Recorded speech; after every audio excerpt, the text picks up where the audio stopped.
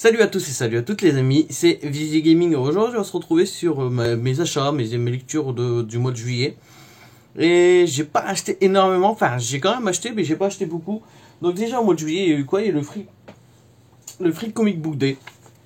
Donc j'étais dans chez mon libraire, qui est un manga, enfin lui il vend surtout du manga, il fait pas beaucoup de comics. Et il faisait le Free Comic Book Day, donc j'ai pu avoir tout ça. En Free Comic Book Day, je n'ai pas du tout lu ceci.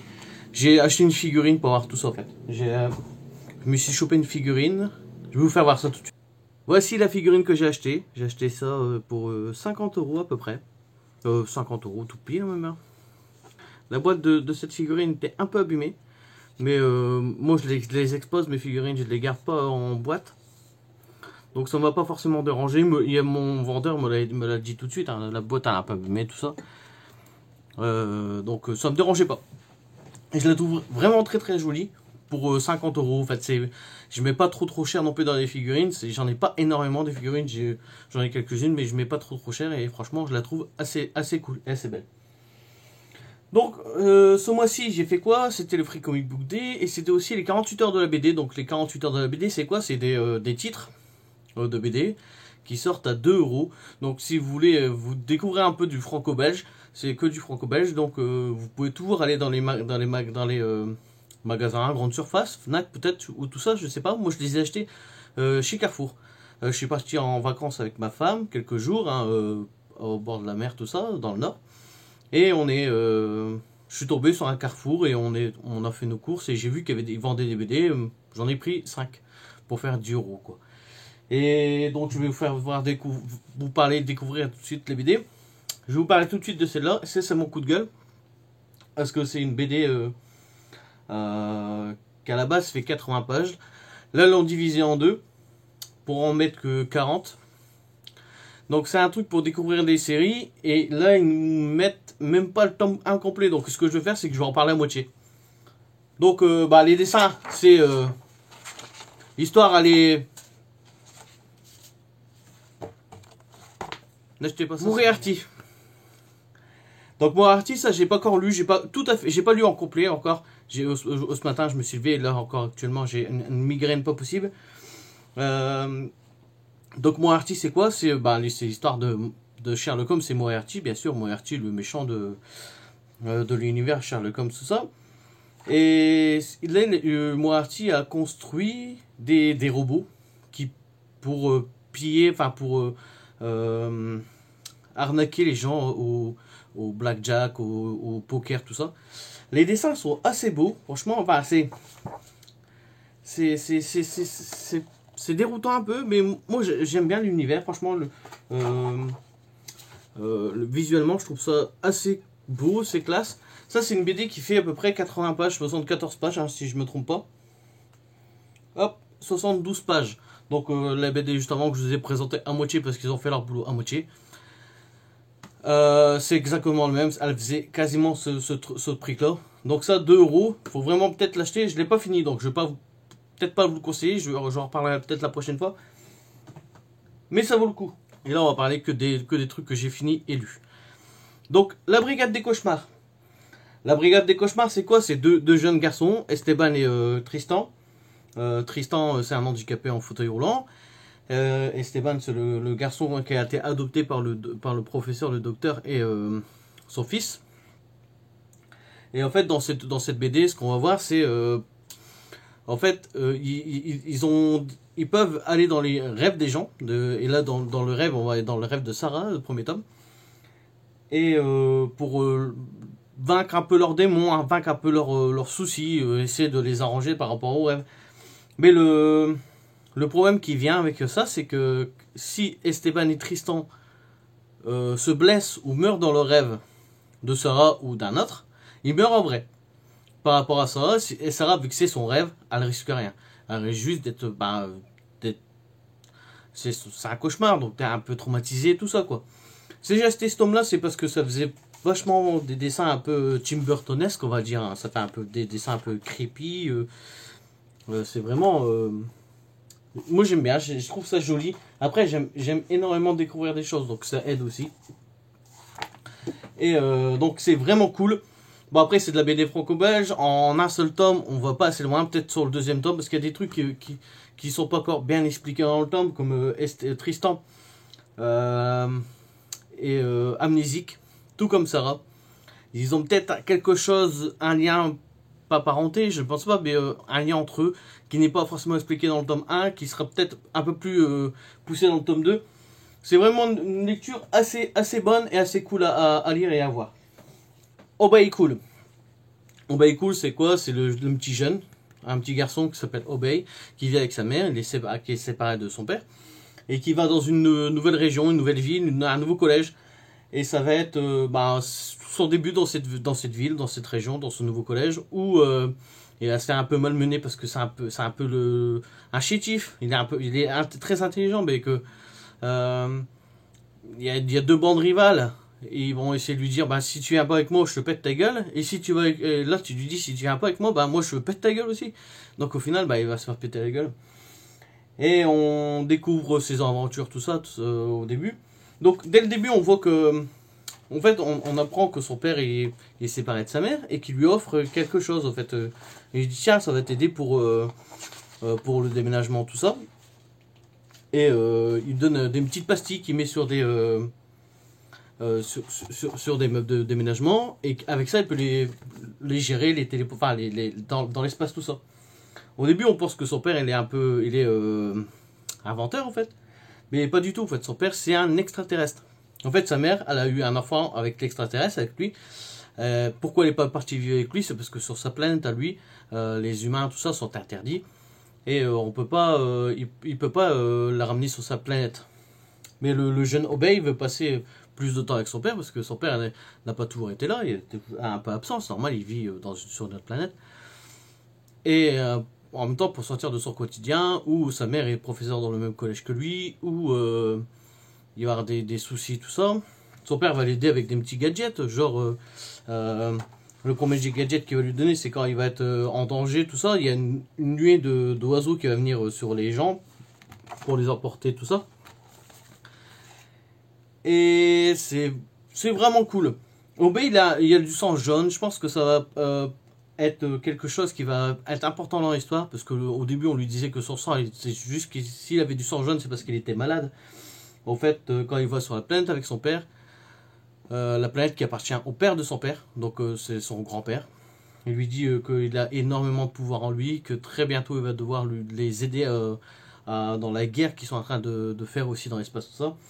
C'est un tome, je sais que ça existe, je sais qu'il y a 3 tomes de sortie, et c'est plutôt cool. À la fin du premier tome, on a quelques pages du tome 2, mais vraiment quelques pages, hein, t'as 3 pages quoi. C'est vraiment bien. La Brigade des Cauchemars, je vous ai pas dit, le 4e tome arrive le 20 septembre. Alors Klaus, c'est quoi? C'est ce jeune, Ange Tomassini, qui est dans une ville, c'est un peu un loser aussi, un peu comme l'autre, mais un peu moins quand même, tu vois, il y a des potes, tout ça, il se fait pas tout le temps malmener, quoique dès le début du tome, tu vois que il est malmené, il se fait pourchasser par des gens, tout ça, parce qu'il a envoyé un message à une fille qu'il aime, et qu'il aime beaucoup, et cette fille-là, justement, son copain, c'est la brute du collège, ou du lycée.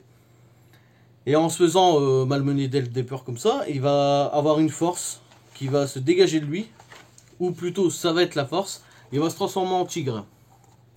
Il va les défoncer, et en expliquant ça à son meilleur pote, à son ami, il va se faire un peu se foutre de sa gueule, parce que tout comme moi, si je te dis demain, quand je suis en danger, tout ça, je peux me transformer en tigre, tu vas pas me croire. C'est ce qui se passe avec lui. C'est une très très bonne série, c'est en 12 tomes. En fait, l'auteur, donc j'ai pris des notes, hein. L'auteur c'est Anton Ozanam, et le dessinateur c'est Joël Jurion. Donc tous les dessins sont de Joël Jurion, et le scénario est de Anton Ozanam. Ils font toujours un cycle de 3 tomes. C'est-à-dire que avec l'édition Le Lombard, Anton Ozanam a comme contrat de chaque fois qu'il fait 3 tomes, il re-signe 3 tomes. En fait, il re-signe tout le temps 3 tomes. Et là, on est au 4e cycle, vu que le tome 12 va très bientôt sortir. Et avec ça, ça lui permet aussi de continuer son histoire, bien sûr. mais de faire évoluer son perso. Au début, il va commencer avec un enfant qui est au collège ou au lycée, et il va finir par grandir, devenir adulte. Donc il n'aura pas forcément les mêmes points d'intérêt, les mêmes centres d'intérêt, la même puissance, la même force, les mêmes réflexions. Et c'est vraiment cool. En fait, le tigre, il vient de... Ils appellent ça des dizzy plutôt. Et ça vient de l'astronomie chinoise. Donc tu as le rat, le cochon, le tigre, le dragon, la chèvre, etc., etc. Donc ça vient de là. Il tire sa force de là. Donc comment il tire sa force de là? On l'apprend dans le premier tome, c'est vite fait appris. Et vraiment c'est cool. Donc ce jeune Ange Tomasini, au collège, il se fait pas trop emmerder tout ça par les professeurs, tout ça. D'ailleurs, il arrive même en retard à ses contrôles, tout ça. Les professeurs disent non, mais t'inquiète, t'as mis 7 ans, enfin, t'as essayé de faire ton mieux pour venir, tout ça, donc il n'y a pas de souci. Et en fait, tu t'aperçois que ce jeune, bah, il a un voiturier. Enfin, on dit c'est un voiturier. Hein, parce que son père, il est soi-disant gérant de la plus grande entreprise de poissons du pays. Enfin, de sa région en tout cas. Et en fait, non, pas du tout. Dès le début, tu sais, nous, on le sait très bien que bah, c'est un mafieux, quoi. Et que tous ses oncles, qui appellent ses oncles, ils ont jamais le même nom, ils ont même pas le même physique. Euh, on voit très bien que c'est un mafieux, et quand lui, il va l'apprendre, il va péter un câble, il va dire non, il faut que j'empêche ça, il va carrément se rebeller contre sa famille, son père. Donc c'est assez court, hein. Donc t'as le premier tome, à la fin du premier tome, t'as quelques pages du tome 2. Ça s'annonce plutôt cool. Ça, je pense que je vais au moins aller jusqu'au tome 3. Et si ça m'intéresse, j'irai jusqu'au tome 6. Et si ça m'intéresse, j'irai jusqu'au tome 12. Donc visuellement, c'est très très joli. Ça fait penser à du manga, entre du manga et du comics, parce que tu as des pages qui sont assez découpées façon comics. Le dessin fait un peu plus manga, on va dire, mais à la française. Franchement, c'est une très très bonne série. Ça, à 2 euros, faut vraiment pas le laisser passer. C'est vraiment génial. Vraiment génial. Et, Batman White Knight. Donc, je suis très content. Parce que le deuxième tome de ça, il sort là très bientôt, au mois d'octobre, si je me trompe pas. Et c'est vraiment cool. Donc, ça, c'est quoi? Bah, c'est le Joker. Qui se fait encore une fois défoncer la gueule par Batman. Mais il se fait salement défoncer la gueule par Batman. C'est-à-dire qu'il va devoir faire de la chirurgie esthétique. Et Batman l'a forcé à prendre des cachets non testés pharmaceutiquement, tout ça. Et il va lui dire maintenant, en fait, là, t'es vraiment allé beaucoup trop loin. En fait, le Joker, moi, ce que je voulais, c'était juste passer du temps avec toi, quoi. Je voulais juste être le plus près de toi. Je suis tellement fan de toi. D'ailleurs, tu vas voir que il y a des plans, je vais essayer de trouver ça, hein. Mais il y a des planches où tu vois le Joker dans sa piole, enfin, avoir des figurines de Batman, avoir tous des produits dérivés de Batman. En fait, le Joker, à la base, enfin, ils te font comprendre que le Joker, c'est un gros fan de Batman, quoi. Et là, il était un peu loin avec lui, donc il lui dit non, mais en fait, je peux plus rester comme ça, je peux plus faire ça. Hop, je sais pas si tu veux bien voir. À la limite, je ferai un découpage, un montage sur la vidéo. Et il lui dit, t'as été beaucoup trop loin, tu vois, je peux pas. Et donc là, ça va être le procès au début du Joker, même pas du Joker, de Jack Napier. C'est-à-dire que lui va sortir de son rôle du Joker avec des cachets qu'il va prendre, qui va le calmer, être un peu plus serein. Et il va porter plainte contre la ville, parce que la ville a toujours laissé faire Batman. A toujours laissé faire Bruce Wayne, enfin Batman, parce qu'ils ne savent pas que c'est Bruce Wayne, mais a toujours laissé faire Batman. C'est-à-dire que Batman, sous prétexte qu'il veut arrêter les méchants, il fait des dégâts dans la ville. Genre, avec sa Batmobile, il peut défoncer des trucs, il va, dès le début, tu vois, qu'il est sur les toits des immeubles, tout ça, il fait des dégâts. Et ça, le Joker le met contre lui, il lui fait voir que toutes les dépenses que la ville font, tout ça, sont si dus à Batman et que ça leur coûte genre à la ville je sais plus mais genre 3 milliards d'euros par an, quoi. Et justement, il dit ils vont monter une organisation pour arrêter Batman, parce que Batman est devenu le pestiféré de Gotham City. Il est allé un peu loin avec le Joker, tout ça, et il va essayer de l'arrêter en fait. C'est vraiment cool, c'est vraiment bien. Il y a un perso important qui meurt. Il y a des persos qu'on ne pensait pas qu'ils étaient vraiment, tout ça. C'est vraiment super bien. Je vais pas vous spoiler ni plus ni moins. Sachez que c'est énormément politique. Ça parle beaucoup de politique. Ça parle beaucoup de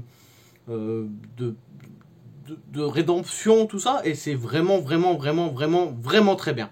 C'est vraiment un tome. Si vous voulez pas faire toute la collection, 50 €, c'est vrai que c'est une somme. Ça, c'est un must-have. C'est Visi Gaming qui vous le dit. Ça, c'est vraiment très bien. Et mon dernier achat, mon seul achat comics, on va dire, de ce mois-ci. J'ai pas énormément acheté ce mois-ci. Je sais que très bientôt, il va y avoir mon nouveau omnibus qui va arriver. Mais là, mon achat de ce mois-ci, bah, c'est comme d'habitude. Hein. Je sais que c'est... faudrait que je découvre autre chose, mais c'est un icon de Garth Ennis. Donc c'est de Punisher. J'ai enlevé son petit liseré pour pas l'abîmer. Hop. Donc je l'ai pas lu, je l'ai pas ouvert, je l'ai pas entamé. J'ai juste fini mon tome 2 de Preacher là récemment. J'ai juste ouvert, feuilleté comme ça vite fait. En feuilletant vite fait, j'ai vu quoi? Bah j'ai vu que le chapitrage est fait. Les couvertures d'origine de chaque comics est fait en tant que chapitre. C'est vraiment cool. Mais le seul bémol, c'est qu'il n'y a aucun bonus. T'as pas de bonus. Donc là, t'as énormément de lecture. Hein. T'as vu, c'est un pavé de... Ça, c'est 35,10 €. Hein, tu peux le choper. Il faut les choper. C'est la fin de la collection. Je vous l'ai dit. Maintenant, je vais arrêter de le répéter parce que j'ai l'impression de tout le temps répéter la même chose. J'ai pas envie de vous saouler non plus avec ça. C'est vraiment cool. Celui-là, c'est pas dessiné. C'est pas celui qui est dessiné par Steve Dillon. Parce qu'il y a 4 icons de Punisher écrits par Garth Ennis. Et il y en a 2 dessinés par Steve Dillon et 2 dessinés par d'autres dessinateurs. Donc ce tome-là, il n'est pas dessiné par Steve Dillon. C'est Tariq Robertson, Lewis LaRosa, Leandro Fernandez et Doug Braithwaite. Et si j'ai pas... En fait, je voulais choper celui de Steve Dillon, mais comme j'étais en vacances avec ma femme, j'ai trouvé celui-là dans le magasin. J'ai pris tout de suite pour être sûr de pouvoir lire quelque chose. Donc là, dans cet album-là, t'as quoi? T'as les épisodes 1 à 4 de Punisher Born de 2003, 1 à 18 de Punisher de 2004 et Punisher Cell de 2005. T'as tout ça dans cet album-là. Donc t'as 18, 19, 20, 21, 22, 23 chapitres. Donc c'est une très grosse édition, un très gros pavé à lire. C'est à peu près la taille d'un omnibus. Hein. Ça c'est un omnibus, mais à 2 fois moins cher. Hein. Voilà, j'en ai fini pour cette vidéo. J'espère qu'elle vous a plu. J'espère que mes comics, j'ai bien parlé des BD, tout ça. Je reviendrai très bientôt, je pense, sur mes prochains achats comics, sur mon omnibus Spider-Man qui va très bientôt arriver. Vous pouvez toujours partager ma vidéo si elle vous a plu, hein, bien sûr. Mettez un petit like, ça m'aide aussi pour mon référencement. Vous abonner, bien sûr. Et si vous avez des lectures, des conseils lecture, ou si vous avez des choses à redire sur ce que j'ai dit, par exemple sur Gun-Ho que j'ai à moitié parlé parce qu'ils ont fait, c'est une moitié de B2, donc il faut faire une moitié de critique. Et dites-le moi en commentaire. Je vous laisse, à très bientôt les amis, et surtout, lisez bien.